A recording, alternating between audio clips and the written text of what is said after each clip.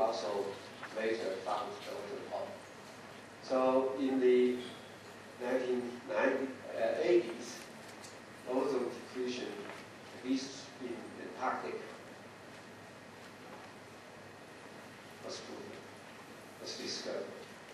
And this now is called the ozone hole. And then they found every year since early 80s, things actually became more and more severe. And ozone depletion was found not only in the Antarctic and in the North Pole, in the Northern Hemisphere. People also found some indication of ozone depletion. And then there was a very thorough study, scientific study, and observation on the ozone depletion problem. And people really understood what was happening. And then in 1987, governments, scientists, everyone got together, and the end result was the Montreal Protocol. It's an international effort to try to stop the ozone hole problem. 1987, the Montreal Protocol on CFC helped to mitigate or to act to at least change the situation. And this was the Antarctic ozone content. October monthly mean, as we can see, the change, the depletion of the ozone up to about 2000, year 2000, start to level up. This is because the global observation by the countries of the protocol, the Montreal Protocol, and the complete, I think it was in 1992, 1996, ozone emission, CFC usage completely stopped in the world. And even further data show that the ozone depletion problem has at least been stopped. The level of ozone depletion is leveled out. And but to get our ozone back to the original level, people were debating on that issue. Someone said that it may take another 50 years or even longer to get us back to the original level. Okay. But in certain sense, this is a success, and people have stopped the ozone hole problem. And but also, it is for the first time, it has been shown that human activity, that is the invention of CFC, usage of CFC, industrially and for consumer, and that activity have caused long-term, if not irreversible, changes of the Earth's environment. So that is the first proof that indeed human can change nature.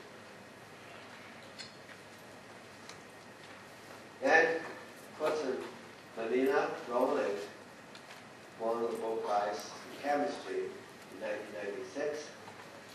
Person who first found the relation of chloride to the depletion of ozone, Ralph Cesseron, did not get the Nobel Prize, but he is now the current president of the Academy of Science in the U.S.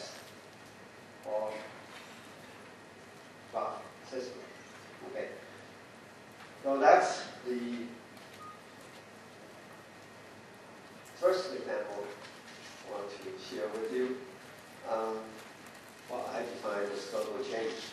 Examples of global change.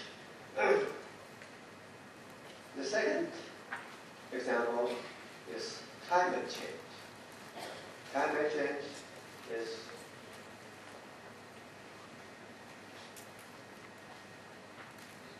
what are now issues that are currently debated and discussed throughout the world. Essentially, the issue is that because of the emission of greenhouse gas, the global warming has been of the world.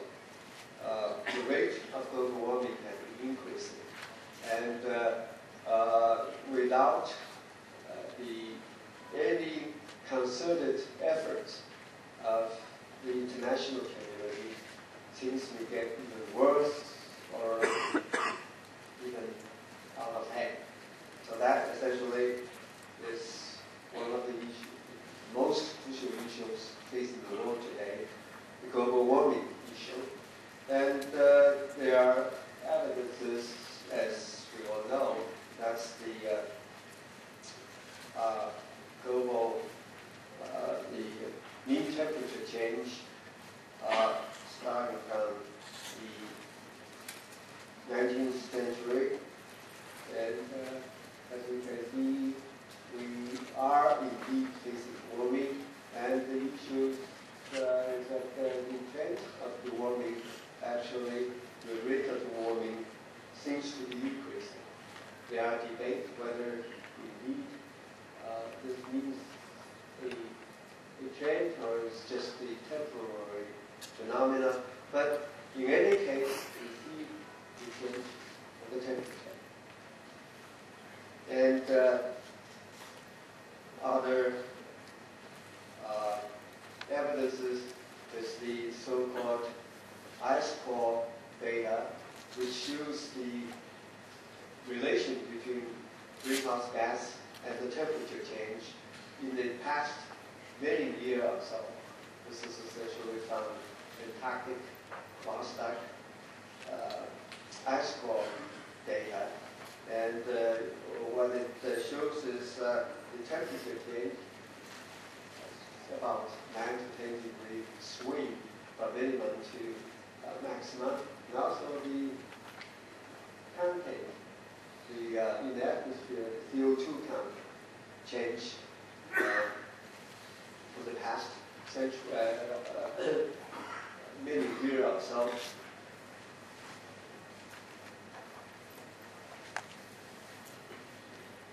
What is important to is that our data, the ice core data, show that the temperature actually has a limit, has a lower boundary and upper bound. Also, the CO2 content has a boundary, and throughout the history, throughout almost a million years, here it only shows 400,000 years, but actually the data now extends to almost a million years. CO2 level in the atmosphere never exceeded the upper bound of about 280 parts per million. And the current, the CO2 content, this is already 201, is already around 380 and increasing. Currently is says is that the historical upper bound of CO2 content in the world has been broken by our current situation. The current CO2 content is already almost 400, and the prediction is that if we continue our consumption, our emission, then pretty soon the CO2 content in our atmosphere will be double or even more than double the historical upper bound. And CO2, of course, as a greenhouse gas, definitely will affect the temperature. Okay, and so that is essentially the current situation. And people have run models for the effect of CO2 on our temperature. This panel shows that if there's no human effect, just by natural forces, then the prediction, the model would give us the temperature change as shown here, but the real temperature change is like this. Okay? This is just natural forces, and if this panel shows, if you take just the forces caused by human activities, CO2 emission, and other greenhouse gas emission, then that effect means this much here. And if you put the two together, the natural causes plus the human activity, then the model can more or less predict, actually to follow the real global temperature change. Okay. So that essentially gives people some confidence that our model actually proves that first of all, models can reproduce the data, and the model shows that human activity indeed are causing this rapid change of the temperature. Okay? And the general situation is that as the increase, the change of human activity, due to the human activity, changes the temperature. What's happening is the need, of course, increases, and the extreme events will also increase. Okay, so that's essentially the situation. And they have made some assessments. This is essentially the last report by this International Panel on Climate Change, IPCC. And their assessment says that, for instance, warmer and low, the warmer days and cold, the warm days and cold days, cold nights, and in the land area, which will change, there will be more warmer days and less colder days, and that fact, the probability for this particular change